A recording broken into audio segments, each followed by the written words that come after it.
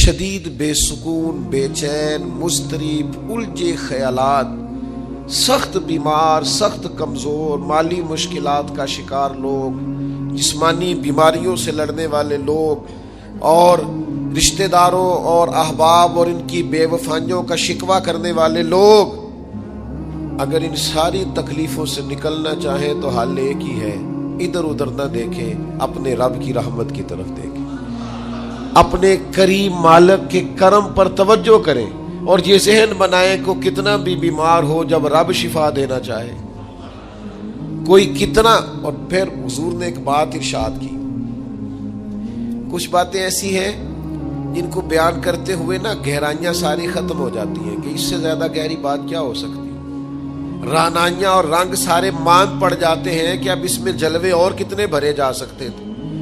ساری انسان کی سوچیں اور وسعتیں اچانک سمٹنے لگتی ہے کہ یار اتنی بڑی بات. یہ ذرا انداز دیکھیے حضور کا بیان کرنے کا. نبی پاک علیہ السلام فرماتے ہیں جب قیامت والے دن اللہ ان لوگوں کو اجر عطا کرے گا نا جن پر دنیا میں مشکلات آتی رہی، تو فرمایا وہ لوگ سوچیں گے کہ یہ تو مشکلات تھوڑی تھی، کاش کبھی زیادہ آ جاتی نا، کاش ہمارے وجود کینچیوں سے کاٹ دیے جاتے. وہ لوگ سوچیں گے، اور وہ بھی سوچیں گے جن پر مشکلات نہیں آئی تھی کہ کاش کبھی ہم بھی اس چکی سے پس کے آتے نا. اس سے زیادہ بھی کوئی اجر ہو سکتا ہے کہ رب کہتا ہے ان اللہ مع الصابرین، جو مصیبت پہ صبر کر دے اللہ اس کے ساتھ ہے. معیت الہی اس شخص کو نصیب ہو رہی. رحمت خداوندی سے کبھی نظر نہ ہٹائیں. آتی رہتی ہیں مشکلات، آتے رہتے ہیں دکھ، ہو جاتی ہیں غلطیاں، کمزور ہے انسان، کر بیٹھتا ہے گناہ بھی، لیکن ایک گناہ میرا ماں پیو ویکھے، ایک گناہ میرا ماں پیو ویکھے تے دیوے دیس نکالا، تے لاکھ گناہ میرا مولا ویکھے تے پردے پاون والا. ڈھال دیتا ہے رحمت کا پردہ، کرم ہو جاتا ہے. رحمت الہی سے کبھی توجہ نہ ہٹے. اپنے دل کو ٹھنڈا رکھنے کے لیے، طبیعت کو سکون میں رکھنے کے لیے رحمت. حضور علیہ السلام فرماتے ہیں بندے سے غلطی ہو جاتی ہے، پھر وہ اللہ کی بارگاہ میں توبہ کرتا ہے تو رب فرشتوں سے فرماتا ہے میرے بندے کو پتا ہے کہ میرے علاوہ معاف کرنے والا کوئی نہیں. تو دیکھو نا وہ آ گیا ہے. تو فرشتے اپنے مالک کی بات کی طرف متوجہ ہوتے ہیں تو رب فرماتا ہے گواہ ہو جاؤ میں نے اسے معاف کر دیا ہے. حضور فرماتے ہیں اس بندے سے پھر غلطی ہو جاتی ہے، وہ پھر عرض کرتا ہے مالک بھول گیا تھا، غلطی ہو گئی، خطا ہو گئی، گناہ ہو گیا. تو اللہ فرماتا دیکھا نا میرے بندے کو پتا ہے میرے سوا معاف کرنے والا کوئی نہیں، تو جاؤ گواہ ہو جاؤ میں نے معاف کر دیا. حضور فرماتے تیسری بار پھر غلطی ہو جاتی ہے، یہ پھر آ جاتا ہے. تسی تے میں دسو خان جڑا 3 واری آوے او دا علاج کی ہے؟ اسی کہنے ہیں تو باز آنا، کہنے ہیں کہ نہیں تو نے ٹھیک ہونا، تو نہیں ٹھیک ہو سکتا، تو نے نہیں باز آنا، تیرا علاج اب جا دوڑ جا، تیرا کوئی حل نہیں. حضور فرماتے ہیں 6 بار آ گیا، تیسری بار آ کے کہتا اللہ معاف کر دے، تو اللہ کہتا پتہ نا میرے بندے کو میرے علاوہ معاف کرنے والا کوئی نہیں، گواہ ہو جاؤ میں نے اسے معاف کر دیا. گویا وہ جب جب آتا رہتا ہے رب تب تب اسے معاف فرماتا رہتا ہے. رحمت داد دریا الہی. یہ درویشوں نے جو باتیں کی ہیں بڑی سوچ سمجھ کے کی. رحمت داد دریا الہی ہر دم، رحمت دا دریا الہی ہر دم وگدا ہے. میں نے اگلا شعر نہیں پڑھنا، اتنا ہی میں ایک مصرے میں بات کرنی ہے صرف. رحمت دا دریا الہی، اگلا مصرع نہیں کہنا. اس کا معنی کیا ہے سمجھو.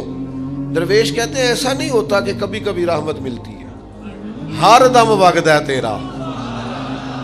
رحمت دا دریا الہی ہر دم، ہر دم دم دم ہر دم وگدا تیرا.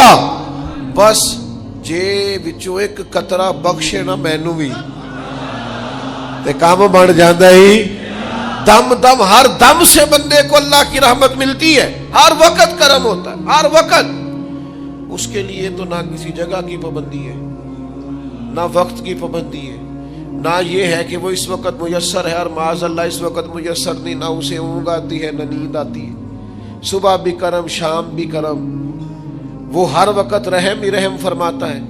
اور حضور فرماتے ہیں جب اس نے مخلوق بنائی تھی نا، اسی وقت اس نے اپنے عرش پہ لکھ دیا تھا، لوگوں میرا غضب زیادہ نہیں، میری رحمت ہی زیادہ ہے۔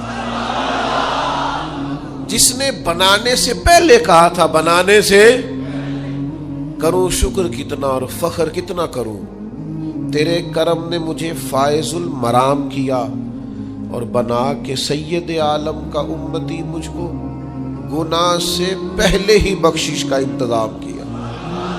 جب حضور کا امتی بنایا تھا نا تو گناہ تو بعد میں کرنے تھے نا، امتی بنا کے بخشش کا بندوبست پہلے کر دیا ہے۔ بخشش کا بندوبست میں زیادہ نہیں کھول سکتا اس بات کو، غلطی بعد میں ہونی ہے، بخشش کا بندوبست پہلے۔ اور حضور فرماتے ہیں رب نے مخلوق بنائی تو یہ لکھ دیا کہ لوگوں یاد رکھنا غضب زیادہ نہیں ہے، رحمت ہی، تمہیں کرم ہی زیادہ ملے گا۔ اچھا حضور نا کئی طریقوں سے اس رحمت کو بیان کرتے، کئی زاویوں سے، کئی مختلف انداز سے اللہ کے کرم کو لوگوں کے سامنے اجاگر کرتے۔ حضور علیہ الصلوۃ والسلام کے سامنے نا ایک جنگ کا موقع تھا تو ایک عورت کا بچہ گم ہو گیا۔ یہ نا ساری گھنٹیاں بج جاتی ہیں اگر کوئی بچہ گم ہو جائے، جتنی گھنٹیاں ہوتی ہیں نا، دل کی بھی، روح کی بھی، کانوں کی بھی، ساری گھنٹیاں ہی، مطلب آپ فوری طور پر جو لٹک جاتے ہیں نا زمین آسمان کے بیچ کے، بچہ بڑی دیر سے مل ہی نہیں رہا، وہ جو ایک وقت ہوتا ہے نا وہ پل سے رات پہ گزرتا ہے، یہ آسان۔ ڈاکٹر کہہ دینا رپورٹ کرا لو مجھے فلانے سخت موذی مرض کا ڈر ہے، تو وہ رپورٹ کرانے کے بعد جو اس کے نتیجے کا انتظار ہوتا ہے نا، وہ جو کرب ہوتا ہے وہ خطرناک ہوتا ہے۔ آپ بات کو سمجھیں، انسان کو محسوس ہو کہ میرے جگر کا پارا، میرا ٹکڑا، میرا بیٹا مل نہیں رہا، تو کیفیات کا رنگ اور ہو جاتا ہے۔ یہ ایک وارفتگی ہے نا، بچے کے ساتھ پیار ہے۔ ایک جنگ کا موقع تھا، نبی کریم صلی اللہ تعالی علیہ وسلم تشریف فرما ہے، ایک عورت کا بچہ گم ہو گیا، وہ بڑی بے چین ہے، بڑی نڈھال ہے، بڑے کرب میں ہے، تڑپتی ہے، کبھی ادھر بھاگتی کبھی ادھر بھاگتی، کبھی اس سے پوچھتی کبھی اس سے سوال کرتی، تلاش رہی ہے اپنے بچے کو۔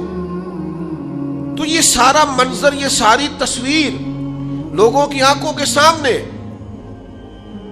تو اس کرب کو ہر شخص محسوس کر رہا تھا، اس کی کیفیت کو ہر آدمی اپنی آنکھوں سے دیکھ رہا تھا۔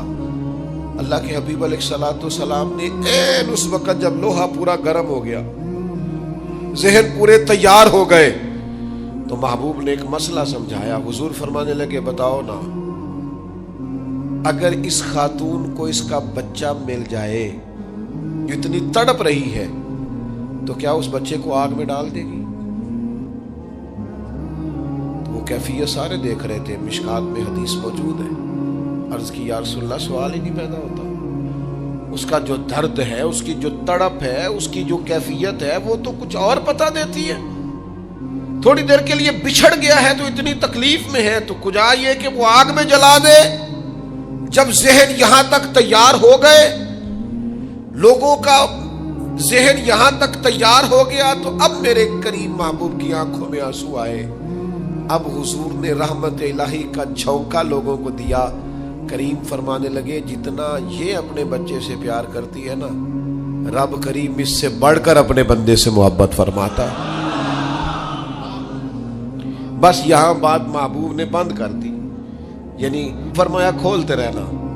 مانا کیا ہے کہ اگر یہ نہیں نا دوزخ میں پھینکنا چاہتی اپنے بچے کو، تو رب بھی اپنے بندوں کو سزا نہیں دینا چاہتا، وہ بھی انہیں دوزخ میں جلانا نہیں چاہتا، وہ بھی انہیں سزائیں دینا نہیں چاہتا۔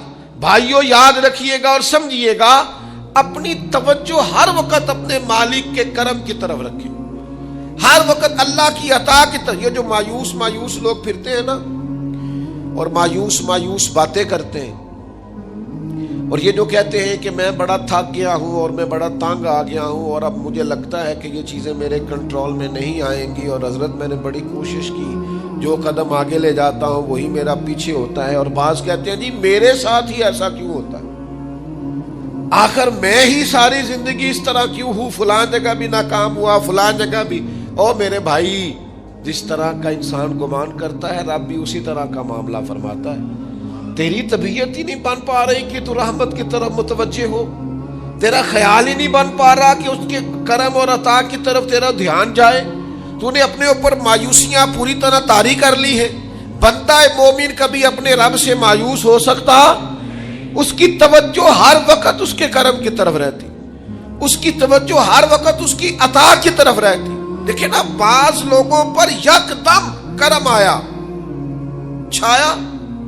صحابی رسول ہے، ولیوں سے، غوثوں سے، قطبوں سے، ابدالوں سے، تمام تابعین سے، محدثین سے، مفسرین سے افضل ہے.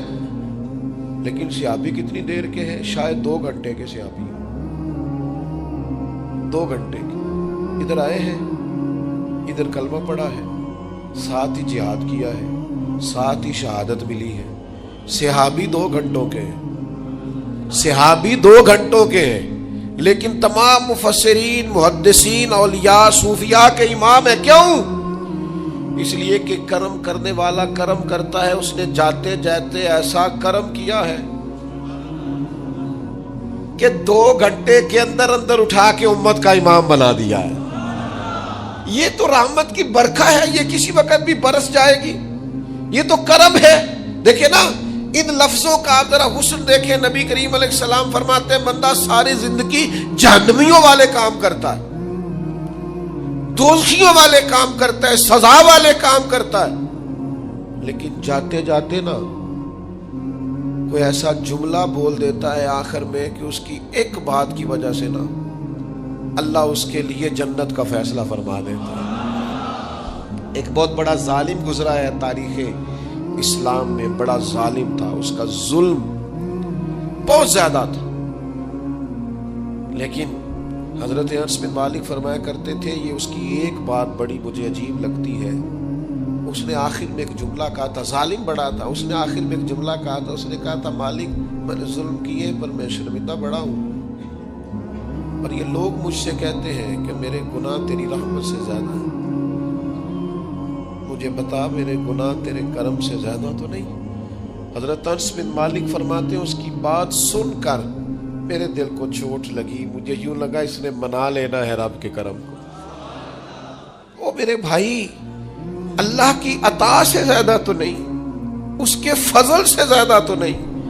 رسول اللہ صلی اللہ تعالی علیہ وسلم فرماتے ہیں کہ رب فرماتے ہیں اگر میرے بندہ اتنے گناہ کرے کہ اس کے گناہ آسمان تک پہنچ جائیں، یا اتنے گناہ کرے کہ زمین کی تہ تک پہنچ جائے، اور پھر وہ آ کے اپنے کریم رب کے حضور معافی مانگے سچے دل سے، تو اللہ پھر بھی اسے معاف فرما دیتا. شرط اتنی ہے کہ تو آتا ہی نہیں، تو معافی مانگتا ہی نہیں، تو پھر بھی لوگوں کو مناتا ہے، اسے مناتا ہی نہیں جسے منانا چاہیے. مصیبت میں بھی اب یاد خدا ہم کو نہیں آتی، دعا منہ سے نہ نکلی، جیبوں سے عرضیاں ہی نکلی. مختلف محکموں میں درخواستیں دیتے ہو، مالک کے حضور دعا ہی نہیں کرتے. جس کریم کی بارگاہ میں جانا چاہیے، جہاں سے کرم ہونا ہے، جہاں سے عطائیں ہونی ہے، اس طرف متوجہ نہیں ہوتے، اپنے کریم کو منانے کی صحیح نہیں کرتے. میرے بھائیوں، اللہ کی رحمت پر ہر وقت کامل توجہ، اللہ کے کرم پر ہر وقت توجہ. وہ بخش دے گا، وہ مہربانی کرے گا، وہ عطائیں کرے گا، وہ اپنے بندوں سے درگزر فرمائے گا. یہ شوق ہر وقت طبیعت میں قائم رہنا چاہیے. کبھی بھی اس کی رحمت سے نا امید. نوجوانوں سے بالخصوص کہوں گا، کیا ہو گیا اچھی نوکری نہیں ملتی، کوئی عرض نہیں. اگر وقتی طور پر پیسے کم ہیں تو کیا حرج ہے، کوئی مسئلہ نہیں. یہ کو بہت زیادہ جس کے پاس پیسے آ جاتے ہیں وہ تو کہنا شروع ہو جاتا ہے پیسوں میں سکون ہی نہیں. پوچھ لے